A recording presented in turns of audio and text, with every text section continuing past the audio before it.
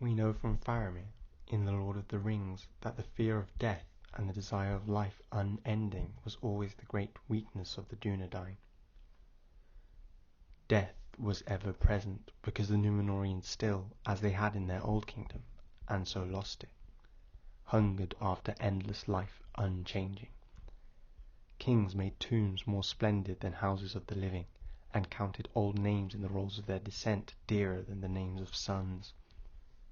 Childless lords sat in aged halls, musing on heraldry. In secret chambers withered men compounded strong elixirs, or in high cold towers asked questions of the stars, and the last king of the line of Anarion had no heir. In the beginning of the Second Age, following the War of Wrath and the sinking of Beleriand, it is decided by the Valar, who are like the major angel figures of Middle-earth, that the surviving half-elves must choose which people they will belong to, either to men or to elves. Elros, the twin brother of Elrond, chooses to become a man, and in doing so he becomes the king of the Edain, the group of men who aided the elves in the fight against Morgoth. These men are then granted the island of Numenor by the Valar, who had raised it between Middle-earth and their lands of Valinor. Elros is guided there by the star of Eärendil, his father, where he rules over the Dunedain until his death. But it was not only the island realm that they were granted. To them also was given great strength and wisdom. They were tall, averaging 7 foot. Disease also was less harsh on them. I think it's important here that this story will play out with people who have these exaggerated qualities of men, with the most exaggerated one being their lifespans. The Numenorians were granted lifespans thrice that of lesser men, living to be on average 210, and to their rulers was granted almost twice that, living to be an average of 405. Their bodies will not age either, past the age where it was able. 60 in my estimation is difficult to know exactly. But they were also given a warning when their time was about to be up, a decade before it was. Lastly, they were able to give up their lives willingly. It's also important to note that they don't know exactly what the afterlife is like in Tolkien's universe. The only restriction placed on them was the ban of the Valar, to not sail so far west as to not see their own shores. In the early days of Numenor, nothing really happens on any kind of grand scale. Princes are born and kings die. They make some contributions in one area or another, the gathering of lore and wisdom, the recording of history, or the construction of towers or ships. And in those days, the kings would give up their life willingly. In the time of Tar Elendil, the fourth king, the Numenoreans had not yet changed the laws of succession, and so Tar Meneldil ascends the throne instead of his older sister, Silmarien. She would marry a nobleman of Andúnie, the capital city of the northwestern province of the island. Her son, Valandil, becomes the first lord of Andúnie. And it is that line from which Elendil, the future high king of the realms in exile, Gondor and Arnor, is descended. Meneldil's son, Eldarion, sails east to Middle-earth and befriends the high king of the Noldor, Gil-galad. It is then that the Numenoreans are first warned of the threat of Sauron, and they begin to make ready for the war that will one day come by establishing havens in Middle-earth. In the year 1695 of the Second Age, during the rule of the 11th king, Tar-Minastir, this war would finally come. Sauron attacks the elven realm of Eregion. Celebrimbor, who forged the Rings of Power, is killed. His body is used as Sauron's war banner, and Elrond, commander of Gil-galad's armies, is driven back to Imladris, where he is besieged. The elves are on the back foot, and it is only a matter of time before Gil-galad's kingdom of Lindon would be overrun. At this time, after taking longer than perhaps they could have, in the 5th year of the war, Minastir sends an army of 10,000 soldiers under the general Kiriator to aid in the war.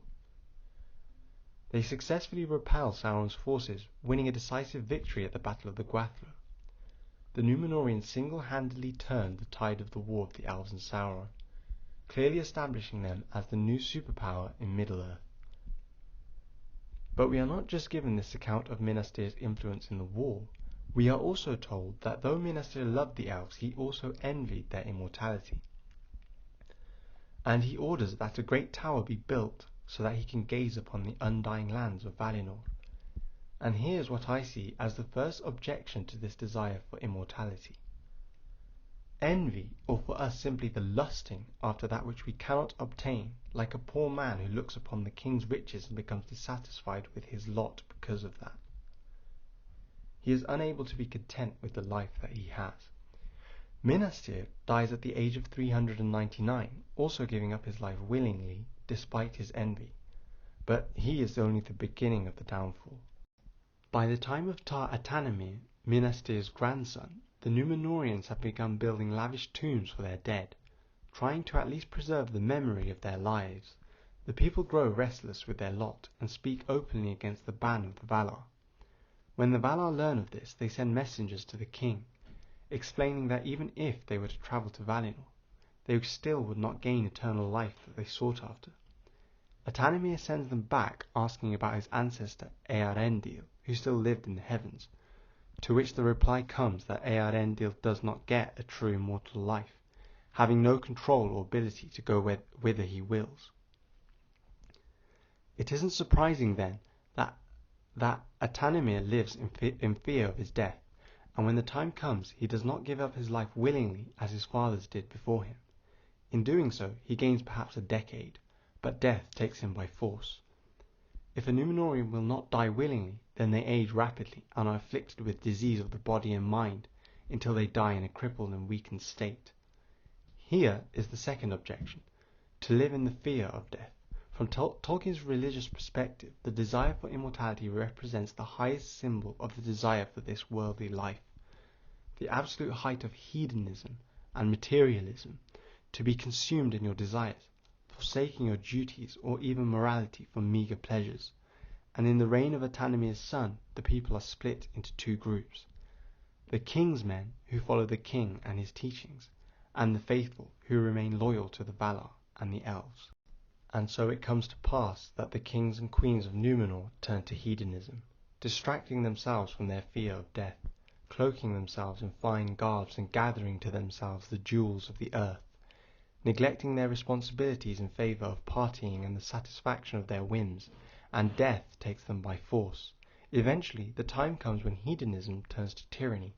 A young prince is kept away from the life of his father and instead is brought up as a warrior who fights in Middle-earth, conquering lands for their empire, and the Numenoreans set themselves above the men of Middle-earth. As the centuries pass, they become more oppressive and prideful, demanding greater tribute from their colonies. The king's men grow in number until they are by far the majority. In response to this moral decline, the lifespans of the Numenoreans wane, and by this their fear of death increases, as does their bitterness. They feel that it is unjustly decreed that they, the mightiest among men, should have their strength withdrawn, that they should be torn down from their high seats unmanned and witless, that all their works and long toils should be taken before their grasping hands, and that they are parted from their loved ones to an unknown fate. For the common people, they lose a few years per generation, but the rulers are more harshly afflicted. Only the lords of Andúnir were somewhat spared, for they were among the faithful, but their lifespans reduced maybe 6 years per generation. Even so, this punishment did not lessen their arrogance, and the 20th king, upon his ascension, named himself Ar-Adunahur, Lord of the West, a title which properly belongs to the greatest of the Valar, Manwë. Note that the kings changed their names from Quenya, the language of the High Elves, to Adunaic, the common tongue of the Numenoreans. The 23rd king, Ar-Gimilzor, abandoned in totality the religious practices that the people were once upon, and he persecuted the faithful. Ar-Gimilzor, seeing that the lords of Andúnir were not as affected by the punishment, married Inzilbeth, daughter of the sister of the lord and the cousin of Numendil, the grandfather of Elendil. Being one of the faithful, she teaches her son Inziladun the ways of her people, but her second son, Gimilchad, was the favourite of his father, and he followed him. When Inziladun ascended the throne, he became the first faithful king of Numenor in over 1,000 years, and he sought to undo the damage of the king's men. Taking the name Tar Palantir in Quenya, he repents on behalf of his people, and reinstates the religious practices in worship of Eru, but his repentance is not accepted. Such was the evil of the Numenoreans, and his people strove against him in rebellion. First his brother, and then his nephew led said rebellion, until, at the age of 225, despairing of the state of his people, Palantir dies of a broken heart. Palantir's nephew, Pharazôn, was a warrior and commander of the Numenorean armies in Middle-earth. In his early life he becomes friends with his third cousin, Amandil, the son of Numendil.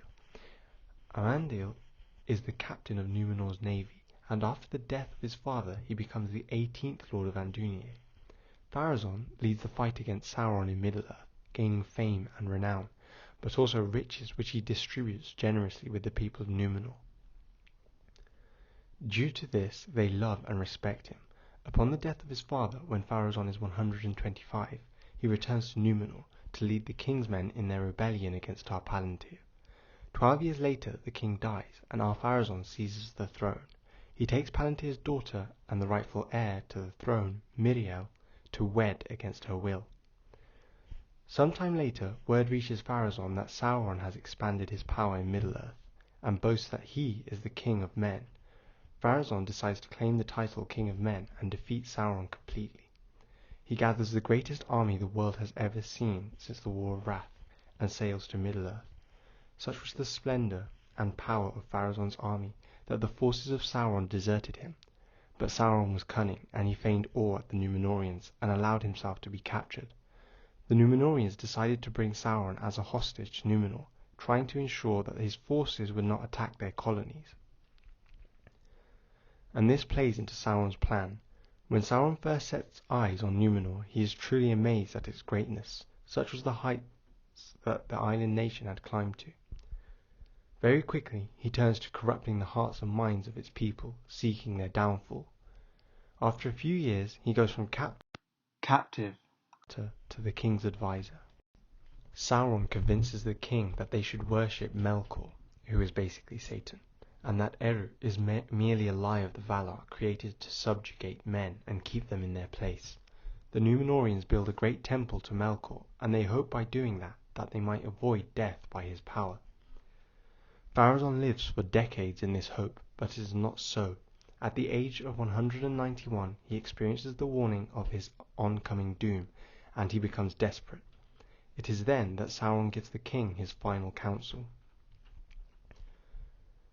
The Valar have possessed themselves of the land where there is no death, and they lie to you concerning it, hiding it as best they may because of their avarice, and their fear lest the kings of men should wrest from them the deathless realm and rule the world in their stead. And though doubtless the gift of life unending is not for all, but only for such as are worthy, being men of might and pride and great lineage, yet against all justice is it done that this gift, which is his due, should be withheld from the King of Kings, our Pharazôn, mightiest of the sons of the earth, to whom Manwë alone can be compared, if even he, but great kings do not brook denials, and take what is their due. Our Pharazôn is convinced to take his army and attack Valinor, to take immortality by force. The Valar, unwilling to interfere, the last time they did that they sunk a continent, prayed to Eru, asking him to interfere instead. Eru destroys the army, burying them under falling hills, and he sinks the entire island of Numenor. The only people to survive are those faithful on Elendil's 9 ships that sail east to Middle-earth, where Elendil speaks his oath. You can imagine how he felt after witnessing the apocalyptic destruction of his home, and with his back to the now empty seas he says,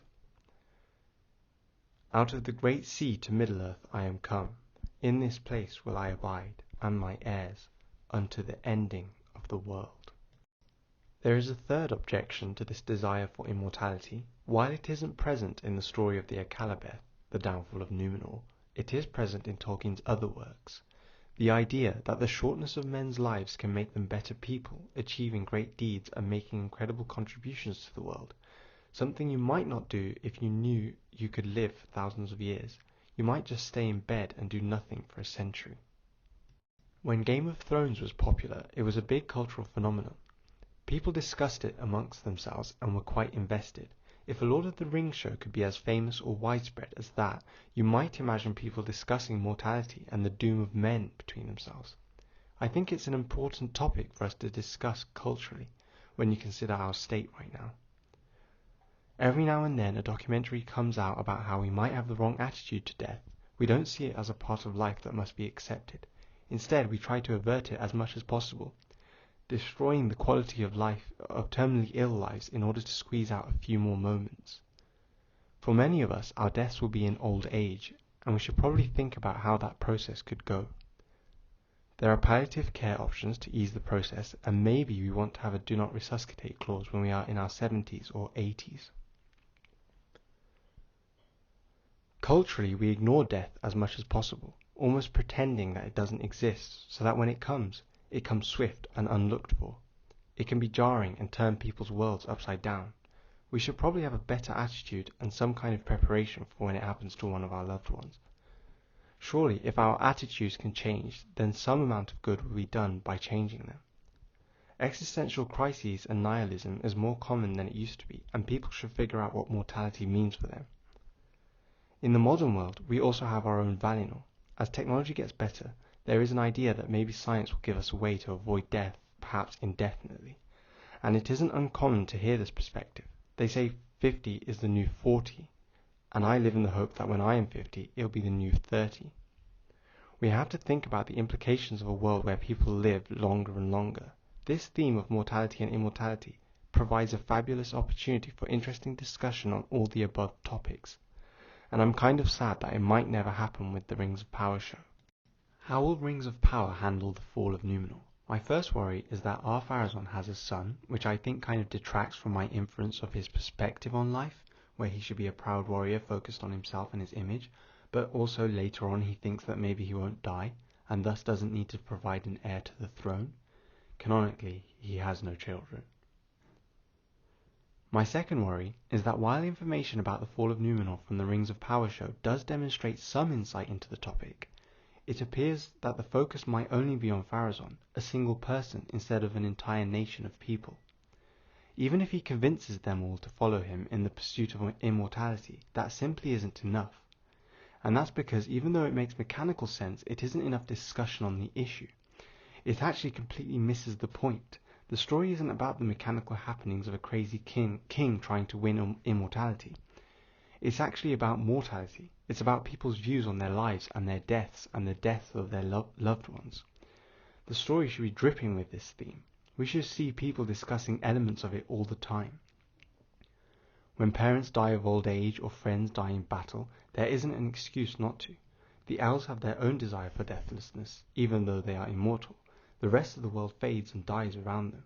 The forging of the rings is their attempt to stop this, so there's no reason that this theme shouldn't be ever present far more than the threat of Sauron, which seems to be stressed far too much when you consider that the Numenoreans have no reason to fear him, and the elves only truly fear him for a period of maybe 100 years out of 3,200. I'm really worried that the fall of Numenor will be a lastminute.com mid-season 3 or 4 event that consists of Ar-Pharazôn saying, "Hey, I really want to be immortal, what do you say guys?" then jumping in their ships and sailing off. Now, goodbye everyone, please like the video and subscribe for more.